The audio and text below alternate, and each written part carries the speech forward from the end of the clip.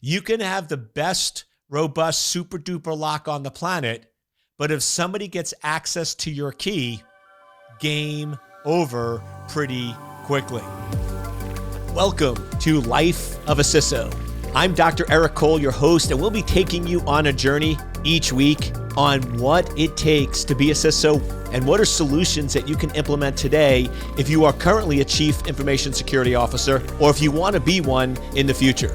This is Life of a CISO. Welcome to one of my favorite times of the week, Life of a CISO podcast with yours truly, Dr. Eric Cole. And I just want to thank everyone who's a repeat listener. Thank you so much. I love the comments. I love the feedback. So please keep them coming. And those of you that are new, welcome. And if this is your first time listening to my podcast, I only have one question for you. Where have you been? Right? What have you been waiting for? So this is where I spend some time talking about the important things of being a Chief Information Security Officer. And I ask you to join me on my quest, on my mission, on my purpose in life, which is to make cyberspace a safe place to live, work, and raise a family. And I always like starting with some questions. And the first question that I'd like to start with is, I get asked, what security framework should we use in protecting and securing our organization? And I always jokingly say, because if you want to build a CISO business and be known in this field, it is your security framework. So I use the Eric security framework, or you can use the Sally security framework or the Bob security framework, right? You want to create and own it. Remember that frameworks are nothing more than just an accumulation of what somebody or some group thinks need to be done to secure an organization. Now, I'm definitely okay with frameworks as a starting point, right? They cover a lot of the basic blocking and tackling that are needed. So you could argue that if you look at a lot of traditional frameworks, things like patching systems, not having weak passwords, removing services that are not needed, those are all good, solid things that you'll find across all frameworks. But also remember that security comes down to understanding, managing, and mitigating risk across an organization. So I've seen organizations that are fully compliant with the framework, and they still get compromised and they still get broken into, right? One of the things I always jokingly say is if you look at all companies that process or store credit card data that have had major breaches over the years, what does every one of them have in common? They were all PCI compliant, right? They were all compliant with a regulation or a framework, but that doesn't mean that you're going to be 100% secure. So it's important that you always look at the overall risk and map it back to multiple frameworks. Because what I'll say is you can be compliant with the framework and not secure, but if you are properly secure, then you should be compliant with most frameworks. So I always like going in and looking at multiple frameworks, looking at the core areas of security, and then recognizing that every business is unique and different, and one size doesn't fit all. So we never want to take a cookie cutter approach. So I'll go in and have multiple frameworks that I use. And I've also built one of the common ones, which is the critical security controls. That is now part of the Center for Internet Security. That was one of the frameworks that I've built. So I always like using that. But once again, no perfect framework. You want to go in and make sure that you're focused on what are the highest risks to the organization and properly prioritize. Because let's face it, if you had to go in and make every organization 100% compliant with every framework on the planet, you would bankrupt most companies. Right? That could be anywhere from $8 to $10 million, which many companies are not spending that on security. So the frameworks are good.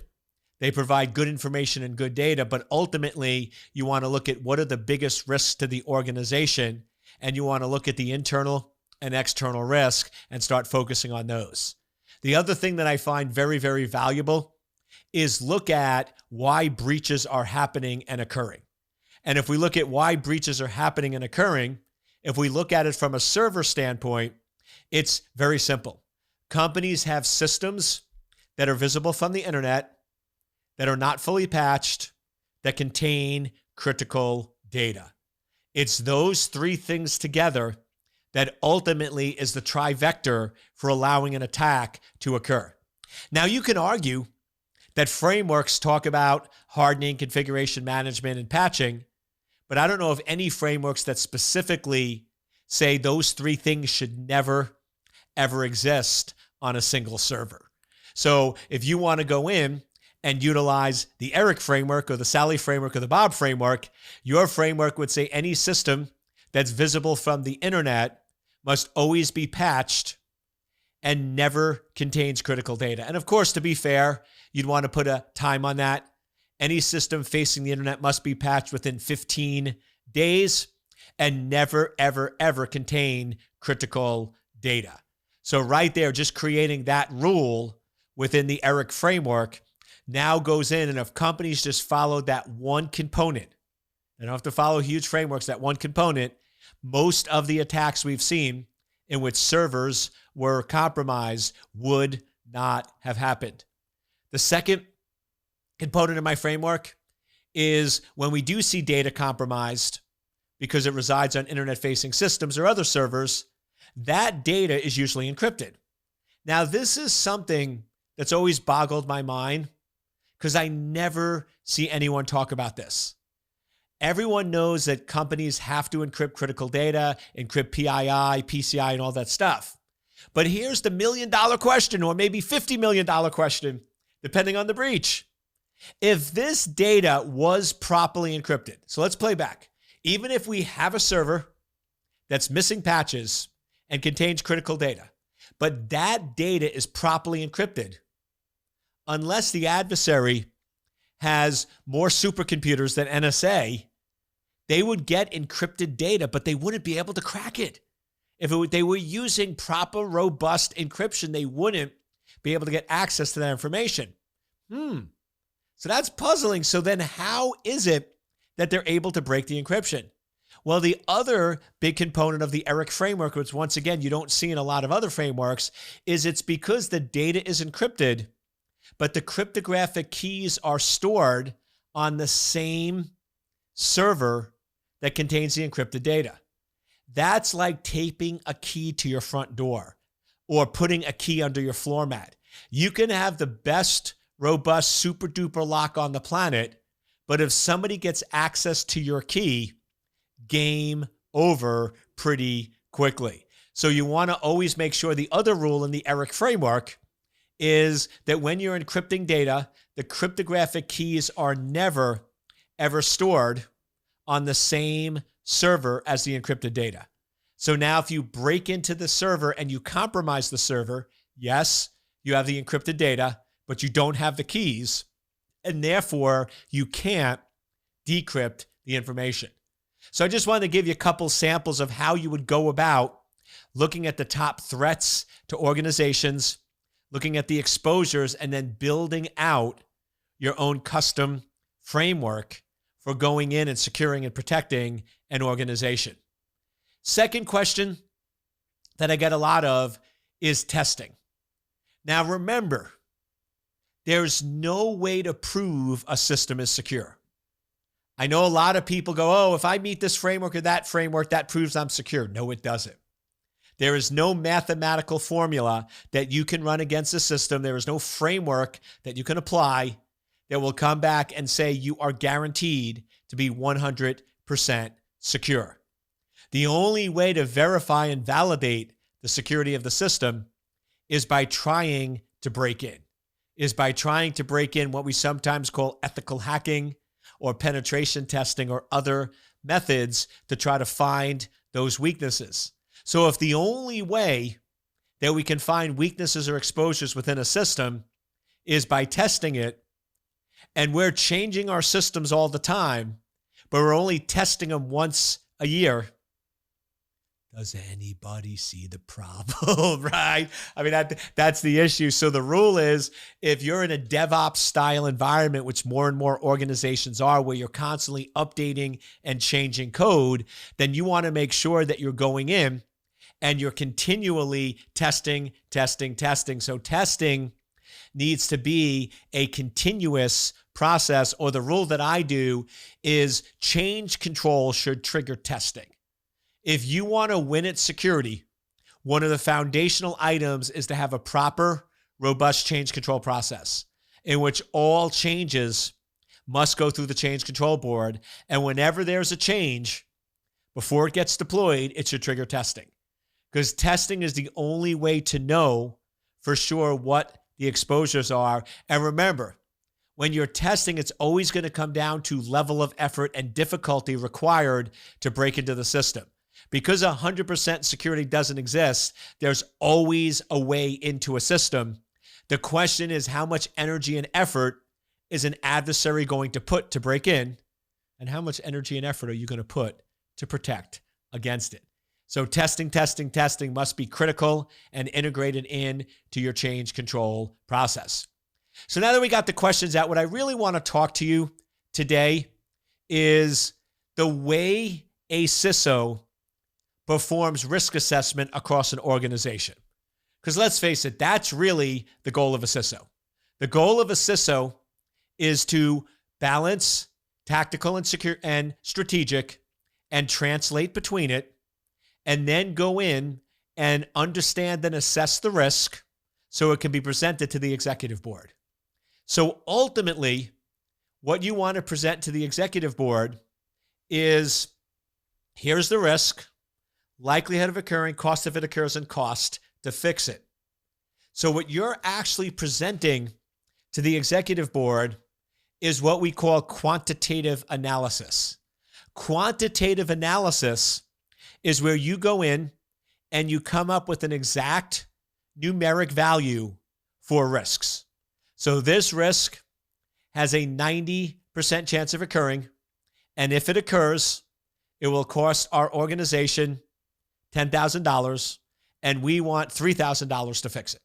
So it's now giving you the cost return of what happens there. And I know this is sometimes a hard concept for some security folks to understand, but there could actually be situations where it's better and more cost effective to let the risk happen. So if you have a risk that has a 2% chance of occurring, and if it occurs will cost your organization $500K, but it will cost $2 million to remediate, in many cases, you're going to accept that risk. You might try to mitigate it, but 1% is pretty low anyway. But you might go in and say, I'm willing to accept a $500K loss that has a 1% chance of happening, because it doesn't make sense to spend $2 million to fix a $500K risk. Now, the only caveat to that would be if that risk occurs 5 times a day, right? So if you have a chance of a $500K happening 5 times a day, that's 2.5 million a day multiplied by 365 on a normal year. And now all of a sudden that's a different number. But I would argue that if that was the case, your number was wrong. Because when you're going in and looking at a year perspective, you're saying over a year, what is the likelihood of this occurring and what is the cost if this occurs? So you'd want to go in and do that cumulative calculation so you get that big picture of what's happening and what's occurring. But let's step back. When you're going in and looking at risk assessment, there's really 2 models, qualitative and quantitative. Now, we already mentioned quantitative is better for executive decision-making because it's specific numeric values. That's what executives need. Qualitative is general banding. High, medium, and low is the most common. To be honest with you, I've been doing risk analysis and assessments and matrix a long time. And going in and doing high, medium, and low 3 levels is not enough granularity. You end up getting way too many highs, and it's just very, very difficult to perform. So I recommend 5. I've tried 10. 10, I think, is too much. So you're going to argue, is this an 8 or a 9 or a 7? So I find that 5 is right. 5 is critical, 4 is high, 3 is medium, 2 is low, and 1 is informative. So I like to use a 5-level qualitative. Now, qualitative is great when you have a lot of risk and you're doing general analysis. Because let's just imagine for a second, you have hundreds or even thousands of risks across your organization, and you have to come up with an exact numeric value for every one of them. You have to do quantitative analysis for every single one of those. That'd be crazy. I mean, that would take so long to come up with exact numeric values and go through all that and perform all that work. And here's the other issue. Typically, to do that, it could take you 9 months to do that analysis. Well, if you're spending 9 months doing the analysis, you're only spending 3 months fixing the problem. Is that the right balance? No. You should be spending a very small amount on figuring out the problem and a large amount of time fixing it, right? That's the goal. You want to fix the problem, not figure it out. Second, if you're spending 9 months figuring out the problem, what's the issue? By the time you're done, it has changed, right? Things change in 9 months. So now you're spending all this time doing this detailed quantitative analysis for every single possible risk. And by the time you get done, it's no longer accurate and it's no longer valid. So as a general approach to assessing risk in your organization, we don't like a quantitative. It takes too long. It's not getting you the value, and it changes by the time you're done. Because let's face it, if you have all these risks in your organization, what do you want to know? What are currently the top 8 to 10 highest priority? Let's fix those. Then let's repeat. What are the next ones? Fix those. And that's exactly what qualitative does. So qualitative, you go in and you're going to put them, this is a 5, this is a 4, this is a 5, this is a 4, this is a 3, this is a 2. And now you're going to very, very quickly do it. And because qualitative is so quick, you're going to repeat this 4 or 5 times a year. So every 2 to 3 months, you're going to repeat this exercise. You're going to go in and say, okay, what are the critical vulnerabilities? Let's fix them. Once they're fixed, what are the new critical vulnerabilities, and fix them? So even if you made a mistake where you put something as a 3 that should have been a 4 or vice versa, it will self-correct because you're repeating it with such high frequency. If you're doing analysis once every 2 to 3 years and you make a mistake, it's pretty detrimental. But if you're doing analysis every 2 to 3 months and you make a mistake, it's not a big deal because it self-corrects. So that's what we want to do. Now, one caveat there. If in your organization, you're finding when you do this, you're getting hundreds of 5s and no 4s, 3s, or 2s, you need to redefine what a 5 is. Because if this is really being done correctly, you should only be getting a handful of 5s.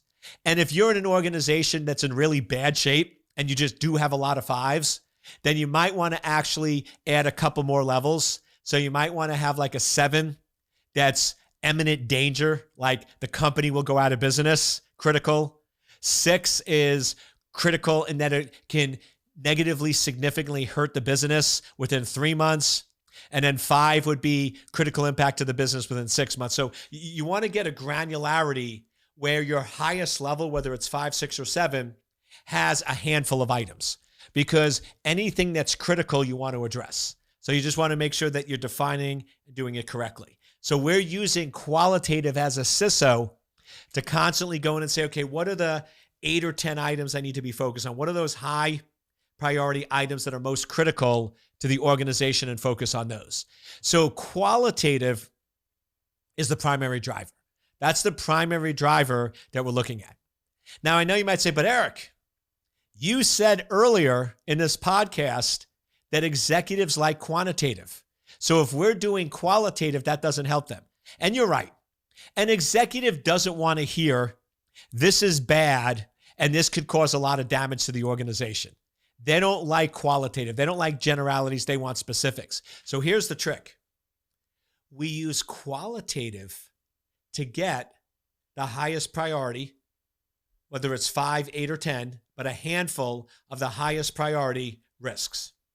Once we have that small subset of all the risks, then we only do quantitative against those 8 to 10. Now, because we're only doing it on 8 to 10, it doesn't take as long. It's quicker, it's faster, and it accomplishes what we need.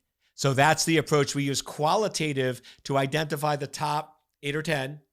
It could go, I wouldn't go less than 5. I like 8 to 10, and you'll see why in a moment.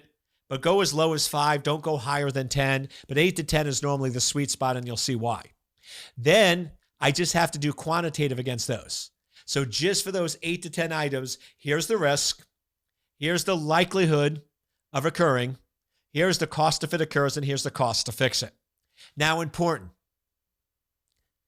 Don't get caught up in granularity. We're talking general numbers here. So here's what I mean. I was dealing with a client, and they said, Eric, we all agree this is a risk, and we all agree that this has an 80% chance of occurring. But we can't figure out what the cost of this occurs is to the business. I said, okay, what's the issue? Well, one person said 3 million, one said 7 million, one said 4 million, one said 6 million. And we cannot agree. We've been at this for days, and we will not agree. I said, okay, multiple choice. It's no longer fill in the blank. Multiple choice. Which is closest to the cost if this risk occurs?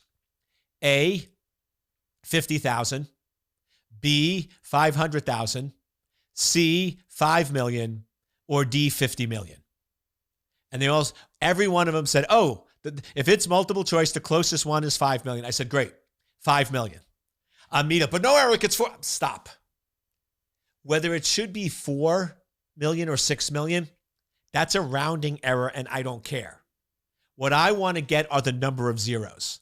So if somebody said 500,000 and somebody said 5 million, that's problematic. That I need to resolve, and that I need to figure out. But if all the experts in the room are all agreeing that it's 5 million out of the 4 choices, go with 5 million.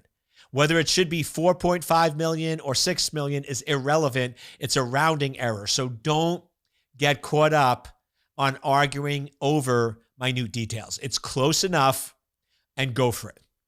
Then, when you present this chart that says, here's the risk, likelihood of occurring, cost of the course, and cost to fix it, you always want to recommend less than the totality. So if there's 8 items on this list, you want to recommend that you fix the first 3 or 4. Or if there's 6 items, you maybe fix the first 2. If there's 9, you fix the first 5. But you never, ever want to recommend fixing all of them. And here's why. First, it gives the wrong impression. My model works because it's giving accurate data to the executives. How do most CISOs get budget? The way most CISOs get budget is they do all the work. They determine that the highest priority item is we need a SIM in our organization, and it costs $400,000. They don't provide any analysis, any data, any background, and then they go to the execs and say, I need $400,000 for a SIM. And the first time that CISO goes, they always get the money because the executives know it's important. They know security is a priority, and they're always going to give it to them. Here's the problem. Even though you didn't say it, what you implied to them, because you only asked for one item, if they give you that one item, you'll be secure. I know you didn't say that, but think of it from their perspective. If I'm the CEO of a company and my security person only comes to me and the only thing they say is I need 400K, can't you see how they might assume that if I give you 400K, we're secure because you're not asking for anything else. You're not providing any other data or any other information. And the reason I know I'm right is because the first time you always get the money. Now, if you go back a second time and now you say, oh, I need 600,000 for a DLP solution, aren't they a little angry and more skeptical? Yes, because in their mind, they're like, you lied to me. You told me that if I gave you 400K, we'd be secure, and now you want more. Now, most CEOs today, because security is a priority, they'll go in and give you the second because they'll be like, they're thinking in their mind. They don't tell you this, but they're thinking in their mind, okay, you lied to me, but I'll give you the 600, and now you're guaranteeing to me we'll be secure. And the reason I know I'm right, because when you come back the third time, you never get the money. So that is a short-term win, but a long-term loss. Notice my solution. If I'm coming to you at 9 items and I'm saying I only want to fix the first three, I'm showing you that there's more to do. I'm showing you there's other high priority risks, there's other issues and other problems. Right now, I believe we should only fix the top three, but there are additional items on the list. So that's the value and benefit. Now, here's the real value and benefit of my solution. I do a lot of CEO roundtables. I work with a lot of executives on security, helping them understand security, putting together strategic plans. And I will tell you, there are two things that CEOs consistently get frustrated and irritated on of security people, specifically CISOs. So when we talk about CISOs to CEOs, almost every one of them has the same two concerns. The first one is they don't understand business. They don't understand our language. They come in, the CISO comes in with a 30-page slide deck. By the way, if you're a CISO and you're going to brief the executive board and you have more than 5 slides, you get an F. I don't care what's on the slides, you get an F. No more than 5 slides. A great CISO can present 1 slide to their executive team and get the message across. And that 1 slide is what I just told you. What are the risks, likelihood of occurrence, cost of it occurs, cost to fix it, and here's the line that I think we should fix above. That's the only thing a CISO should present. But let's play it out. So they go, Eric, these CISOs come in with 30, 40-page slide decks, and they're talking about advanced threats and correlation and attack vectors and injection. I don't care about that. They're not speaking my language. I could care less about all that. That's why I have a security team. I just want to know my language, which is money. That's the money of CEOs. That's the language of CEOs. And I want to know the risk and the cost.